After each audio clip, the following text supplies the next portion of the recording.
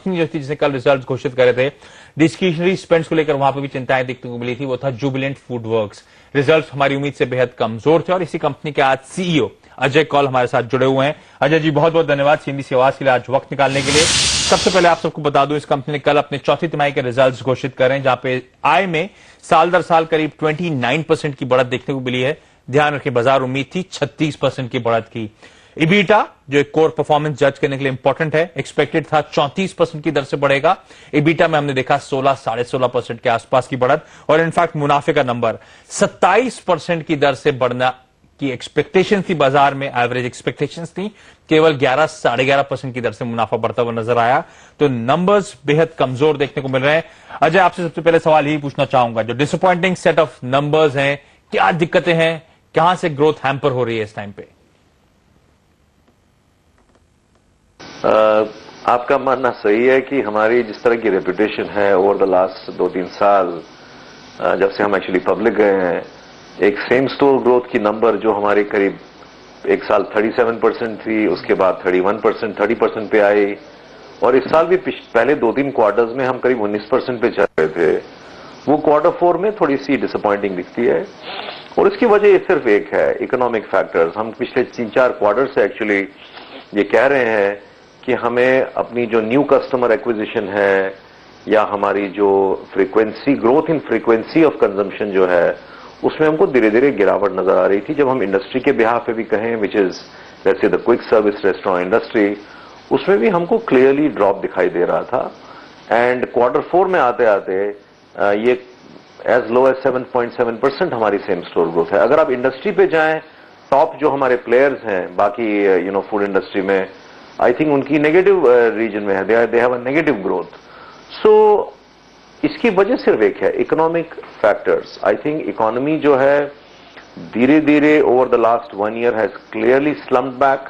I am not going to make it a political debate और a debate which goes into wrong directions, but net जो हमारा consumer है, उसकी psyche में, उसके दिमाग में, उसकी सोच में ये फर्क तो पड़ ही रहा है कि भाई मैं जरा कंजर्व करूं कैश, मैं जरा पैसा बचाऊं, मैं जरा स्पेंडिंग अपनी कम करूं, नई जॉब्स क्रिएट नहीं हो रही हैं, as a result discretionary spend जिसमें हम our product is in that category. ये बिल्कुल फैक्ट है जो आप कह रहे हैं, कंज्यूमर डिस्क्रिशनरी सेगमेंट में एक स्लोडाउन, कंज्यूमर डिस्क्रिशनरी सेगमेंट में एक स्लोडाउन फेस कर रही है कंपनी, और वो रिफ्लेक्टिव है जो आपने नंबर्स दिए उसके ब्लूप्रिंट में पूरी तरह से। जैसे कि आप भी मेंशन कर रहे हैं, सेम स्टोर सेल्स ग्रोथ में एक शॉकर देखने को मिला, केवल 7.7% पे ये ग्रोथ आई है, जो कि स्ट्रीट के एस्टिमेट से बहुत अलग है। शायद हम लोग को भापने में गलती हो गई कि जो स्लोडाउन का इंपैक्ट है उसे परसीव करना, उसे समझना हमारी उम्मीद से कहीं ज्यादा ऑफ ट्रैक जाते हुए नजर आए हैं। मैं आपसे जानना चाहता हूं, ऑफ लेट क्या सिचुएशन और ज्यादा डिटेरिएट हो रही है, या फिर आप कहीं ग्रीन शूट्स अपेयर हो रहे हैं, आपको लगता है आगे ट्रैक्शन या फिर मोमेंटम शायद वापस तूल पकड़ता हुआ नजर आए? देखिए, मैं एक तो पहली बात, हमने पूरे साल की गाइडेंस दी है ऑन सेम स्टोर ग्रोथ की, हम कम से कम 10% सेम स्टोर ग्रोथ करेंगे। 25 नए स्टोर डोमिनोज में खोलेंगे कम से कम, और 18 डंकिन में खोलेंगे, और हमारा इबिटा का गाइडेंस है करीब 16.5% हम कम से कम करने चाहिए during the course of the year. मैं इसके अलावा आपको अभी की गाइडेंस, मतलब इस क्वार्टर में इस वक्त क्या चल रहा है, इसकी गाइडेंस नहीं दे सकता, पर सिर्फ इतना कहूंगा कि कंज्यूमर सेंटिमेंट में बहुत बदलाव होते हुए नजर नहीं आ रहा है। बट हैविंग सेड दैट, हम एक ऑप्टिमिस्ट, हम by psyche we are an optimist company. आप पर्सनली मुझे पूछे तो मैं हमेशा अपबीट रहता हूं इकोनॉमी के बारे में। हमको ये भी मालूम है कि जब डिस्क्रिशनरी स्पेंड की बात आती है ऑन कैटेगरीज लाइक आवर्स, जहां 300-400 रुपए का ही एक आउटले होता है एक परचेज में, हमें लगता है कि ये ज्यादा देर इस तरह की सिचुएशन नहीं रहेगी, नहीं रहनी चाहिए। बिकॉज 400 रुपए आफ्टर ऑल क्या होता है आज की तारीख में, consumers have to eat out, they may hold back a little bit in the short run, so it will spring back, we will get back to double digit numbers very soon. That's the optimistic side on me which is telling this. Ajay, क्योंकि same store sales की आपने बात करी थी और serious number crutching आपने जरूर करी होगी, क्योंकि नंबर्स इतने कमजोर हो गए उस फ्रंट पे। आपने कहा तो 11 स्टोर्स आपने इस बीते वित्त वर्ष में जोड़े हैं, इसका मतलब क्या हुआ, कहीं कैनिबलाइजेशन का ही शिकार आप खुद तो नहीं हो रहे? मैं ये कहूंगा कि कैनिबलाइजेशन का इंपैक्ट रहता है, वो पिछले साल में भी था, उसके पहले साल में भी था, उसके हर साल रहेगा। बिकॉज आप जैसे जैसे बड़े शहरों में नए स्टोर खोलोगे, वहां पे आपकी एग्जिस्टिंग एक स्टोर नेटवर्क है, तो थोड़ा वो इम्पैक्ट करता है। बट अगर मैं पूरा इम्पैक्ट देखूं कि इस वक्त अगर हमारी जो ये Q4 में 7.7% सेम स्टोर ग्रोथ रही है, which is very low compare to expectation और call it compare to previous quarters, 90% I would attribute to economic factors, as high as 90। और मैं कहूंगा कि करीब समझ लीजिए 5-8% है जो ये कैनिबलाइजेशन वाला इम्पैक्ट है, एंड थोड़ा बहुत है कि भाई हमारे कॉम्पिटिटर्स भी थोड़े एक्टिव हो गए हैं। चलिए अजय, आप हमारे साथ बन रही है। वक्त तो चला एक छोटे से ब्रेक पे जाने से पहले बता दूं, ये कंपनी जुबिलेंट फूडवर्क्स, इसका मार्केट कैप करीब 6,600 करोड़ रुपए के आसपास का है। प्रमोटर्स का इस कंपनी में करीब 54-55% के आसपास का हिस्सा, और पिछले एक साल में बिल्कुल सपाट रिटर्न्स इस काउंटर ने दिए हैं, क्योंकि बहुत ज्यादा कंसर्न एमिनेट हो रही थी एसएसएस यानी कि सेम स्टोर सेल्स ग्रोथ को लेकर, डिस्क्रिशनरी स्पेंड को लेकर, इसलिए इस काउंटर में अब वैल्यूएशंस को लेकर ज्यादा कंसर्न एमिनेट हो रहे हैं। लेकिन अजय हमारे साथ बने हुए हैं, हमने सिर्फ एक कंसर्न की बात करी, कई सारे कंसर्न्स और हैं इस कंपनी के फंडामेंटल्स को लेकर, उस पर फोकस करेंगे इस छोटे से ब्रेक के बाद।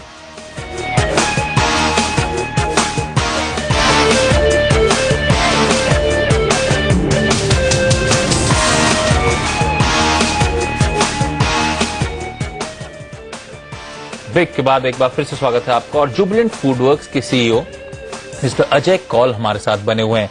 अजय जी, ब्रेक पे जाने से पहले हमने एक कंसर्न की बात करी थी, सेम स्टोर सेल्स ग्रोथ को लेकर जो बाजार चिंतित है, लेकिन दूसरी चिंता है बड़ी मार्जिन्स को लेकर।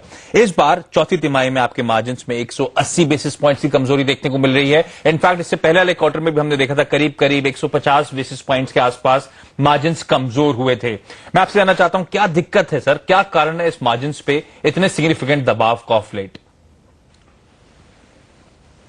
See, it is a direct, in relation to, same store growth, of course. अगर आपकी same store growth 7.7 में होगी, या कोई 15 होती या कुछ और होती, तो ये नंबर्स बिल्कुल ही अलग होते। बट आपको एक चीज ये भी समझना पड़ेगा कि जितनी भी हम इंफ्रास्ट्रक्चर में इन्वेस्टमेंट कर रहे हैं, जैसे हमको अब 111 स्टोर खोले, 125 अगले साल खोलने की बात हो रही है, उसके अगले साल भी कम से कम 125 खोलेंगे हम। उसके लिए हमको आज की तारीख में इन्वेस्टमेंट करना पड़ता है in people, on processes and so on and so fourth. तो उसका खर्चा तो इसी साल आएगा। उसके अलावा जो ये हम नई नई कॉमिसरीज या नई नई फैक्ट्रीज बना रहे हैं, उसका भी इन द बिगिनिंग ये तो हमने बनाई है अगले 5-10 साल के लिए, मतलब ये 200-300 स्टोर को हैंडल करने के लिए बनाई है, लेकिन आज की तारीख में इतने स्टोर नहीं है, वो तो आगे चल के खुलेंगे, तो इनके रनिंग कॉस्ट भी थोड़े हायर होते हैं। तो मेरा तो आपसे सबमिशन यही है कि आपको जुबिलेंट फूडवर्क्स को एक लॉन्ग टर्म पर्सपेक्टिव से देखना चाहिए। This is a company which is going to ride this wave of growth of consumerism story in India, and that is still intact, उसमें कोई बदलाव नहीं आया है। हाँ, शॉर्ट रन में आपको दिखेगा कि कहीं पे 50 बेसिस पॉइंट, 20 बेसिस पॉइंट पे शायद आपको थोड़ी फ्लक्चुएशन दिखेगी, but that is only in the short run. It's going to come back in the long run for sure. And इसके अलावा there are extraneous reasons. For example service tax जो है, for example अभी recently April से लागू हुआ है, जिससे कंज्यूमर को ज्यादा पे करना पड़ता है। लास्ट ईयर सर्विस टैक्स लगा था, तो जिसके चलते हमको उसका भी तिमाही दर इम्पैक्ट आया था। उन सबका इम्पैक्ट होगा, लेकिन अजीत जैसे आप कह रहे हैं लॉन्ग टर्म स्टोरी शायद इस कंपनी की इंटैक्ट होगी, लेकिन क्योंकि अब आप लिस्टेड स्पेस में हैं, तिमाही दर तिमाही अपने रिजल्ट घोषित करेंगे, तो उसकी भी स्क्रूटनी होती रहेगी। आप कह रहे हैं जो मार्जिन्स पे इंपैक्ट पड़ने को मिला है, मैं जानना चाहूंगा क्या पूरी तरह से सिर्फ केपेक्स या पीपल पे जो खर्च करा था आपने उसी के चलते है, या इसका एक ट्विस्ट है? आपने हाल में मेरे ख्याल से पिछले साल ही नवंबर में अपनी जो प्रोडक्ट्स की कीमतें थी करीब 3% के आसपास बढ़ाई थी। क्या ये प्रोडक्ट की प्राइसेस जो आप एस्केलेट कर रहे हैं या बढ़ा रहे हैं वो सफिशिएंट नहीं है, जो कॉस्ट एस्कुलेशन है उसको रब ऑफ करने के लिए, उसको पूरी तरह से निपटाने के लिए? या फिर इसका एक ट्विस्ट ये भी हो सकता है कि आप जो प्राइस पास ऑन कर रहे हैं उससे पूरी तरह से प्रोडक्ट की प्राइसेस ही पास ऑन नहीं हो पा रही है, क्योंकि डिमांड एनवायरमेंट बेहद कमजोर है और आपके लिए दिक्कतें हैं पूरी तरह से प्राइस पास ऑन करने के लिए। एक्चुअल पिक्चर क्या है सर, क्या ये फैक्टर भी एट प्ले है? बिल्कुल, आपका मानना बिल्कुल सही है। जो आपने दूसरी बात कही कि देखिए, जब as it is economic factors थोड़े टाइट हों, कंज्यूमरिज्म पे थोड़ा दबाव हो, फ्रीक्वेंसी ऑफ कंजम्पशन जो है उसकी ग्रोथ इतनी अच्छी नहीं चले, उस दौरान अगर आपने बहुत ज्यादा प्राइस हाइक्स लेने शुरू कर दिए, it is not good, and that's not our company philosophy. हमारी है फिलॉसफी, साल में हम करीब 2.5-3% के 2 बार हम प्राइस इंक्रीज लेते हैं, जो कंज्यूमर भी ठीक मानता है। ओवर द लास्ट 4-5 ईयर्स आपने देखा होगा, consumer has never reacted badly to that, they accept it. अब इससे ज्यादा और प्राइस हाइक्स अगर हमको लेनी पड़े या अगर हम लें, हमारा मानना है कि इससे जरूर फर्क पड़ेगा उनके ऑर्डर्स पे, उनके ऑफटेक पे। एक और प्रॉब्लम इसमें यह भी है कि जैसे अप्रैल में अभी सर्विस टैक्स आ गया on all our restaurant business, so 5% का है ऑलमोस्ट उसका इम्पैक्ट। नाउ ऑल्दो ये अक्रॉस द इंडस्ट्री है, बट नेट कस्टमर को 5% ज्यादा पे करना पड़ रहा है, उसका भी दबाव कस्टमर पे है। ये तो हमने प्राइस इंक्रीज हमने नहीं किया, but net it's going to have an impact on the demand for all QSR, all restaurants including Domino's pizza and Dunkin Donuts. तो ये रहेगा थोड़ा सा दबाव, बिकॉज हम इंडस्ट्री के फास्टेस्ट ग्रोइंग प्लेयर हैं। लास्ट ईयर हम 38% से ग्रो किया था, इस साल हम एटलीस्ट 28-30% से ग्रो करना चाहते हैं। हम अपने बिजनेस पार्टनर्स, वेंडर के साथ मिलके हम कोशिश करते हैं कि इंग्रेडिएंट का कॉस्ट बिल्कुल कम से कम बढ़े, चाहे मार्केट में वो ज्यादा बढ़ रहा हो, बिकॉज हम बल्क में उठाते हैं तो हमारे लिए कम बढ़े, लेकिन उसमें प्रेशर है, इसमें कोई शक नहीं है। इनफैक्ट आपने अभी भी स्टेटमेंट दिए कि इस नए वित्त वर्ष FY14 में भी आप 2 प्राइस हाइक्स लेंगे। क्या सिमिलर क्वांटम के ही प्राइस हाइक्स होने वाले हैं और क्या टाइमिंग्स होंगे इन प्राइस हाइक के? और इसके साथ साथ बी पार्ट इस क्वेश्चन का ये है कि जो प्राइस हाइक्स हैं सिर्फ रॉ मटेरियल कॉस्ट जो बढ़ रहे हैं उसको पास ऑन करने के लिए है, या फिर इस प्राइस हाइक्स के बाद शायद रियलाइजेशन भी आगे चलते हुए इंप्रूव हो सकते हैं, उसकी गुंजाइश है? आई थिंक हमारे प्राइस हाइक की फिलॉसफी चेंज नहीं होने वाली है। हम इस साल के दौरान भी हमारा मानना है कि हम 2 प्राइस इंक्रीज लेंगे, वही अपना 2.5-3% के रेंज में। इनकी डेट्स अभी तक फाइनलाइज नहीं हुई है, लेकिन ये during the course of the year आएंगी, 2 बार और 2.5-3%। तो फिर जो मार्जिन आउटलुक है, मैं आपसे जानना चाहता हूं जो मार्जिन प्रोफाइल है किस तरह से स्टैकअप हो रही है FY14 के लिए? फिलहाल आपकी कंपनी के मार्जिन करीब 16.7% के आसपास हैं। FY14 के लिए आप क्या नंबर गाइड कर रहे हैं सर? पूरे साल की गाइडेंस हमारी 16.5% की है, that we will do at least 16.5% EBITDA margin for the whole year. ये यू विल आर्ग्यू ये पिछले साल के मुकाबले थोड़ी सी कम है, बिकॉज हैं थोड़े से प्रेशर्स, बट हमारा वही सबमिशन है कि इन द शॉर्ट रन कुछ कॉस्ट ऐसे आएंगे विच आर लॉन्ग टर्म और आई से growth driven factors which will tend to make our P&L look a bit, not as rosy as it has been in the past.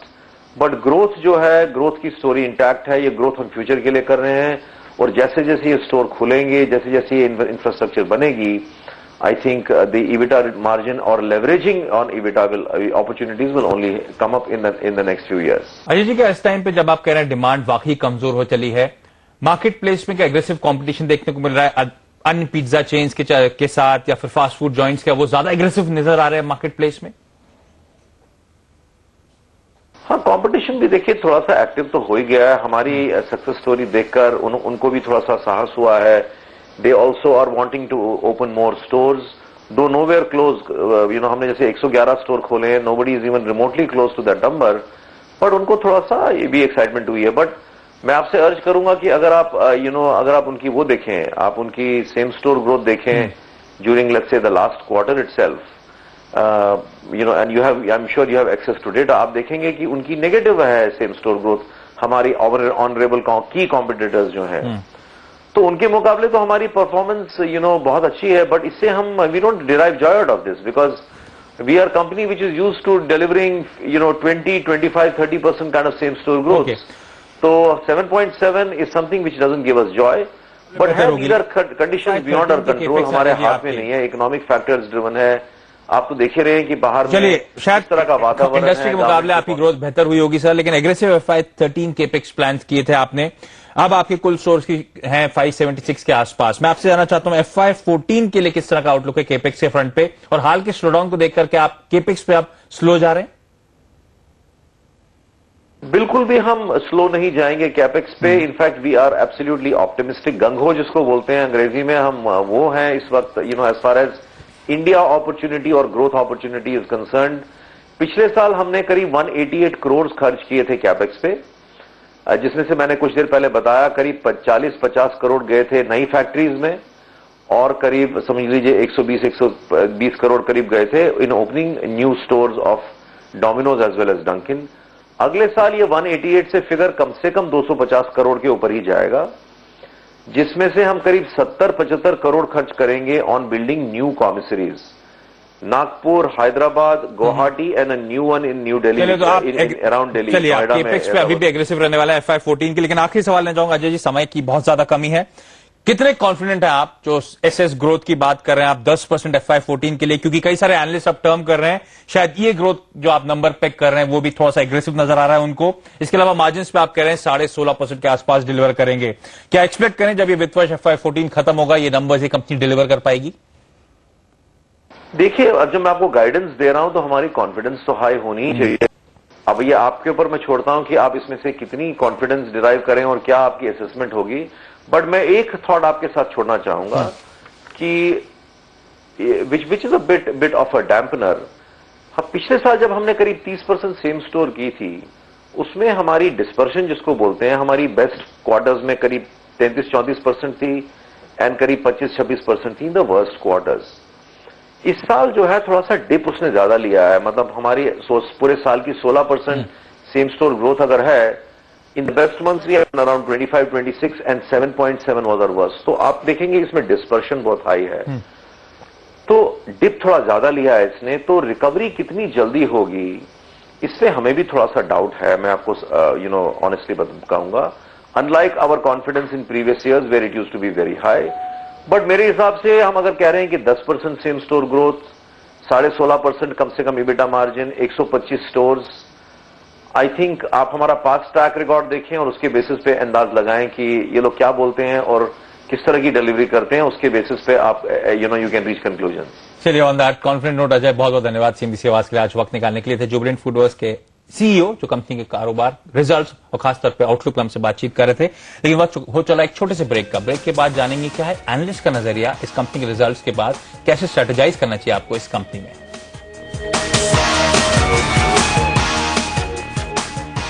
और Jubilant FoodWorks पर राय देने के लिए हमारे साथ अब जुड़ चुके हैं जगदीश ठक्कर जी। जगदीश जी, एक फंडामेंटली स्ट्रांग कंपनी, एक यूनिक बिजनेस मॉडल, लेकिन मार पड़ी है इस कंपनी को, डिसअपॉइंटमेंट आ रहा है डिमांड एनवायरमेंट और फाइनेंशियल्स के फ्रंट पे। इन रिजल्ट्स के बाद इस काउंटर में क्या रणनीति होगी और आपको ये रिजल्ट एक्चुअली कैसे लगे?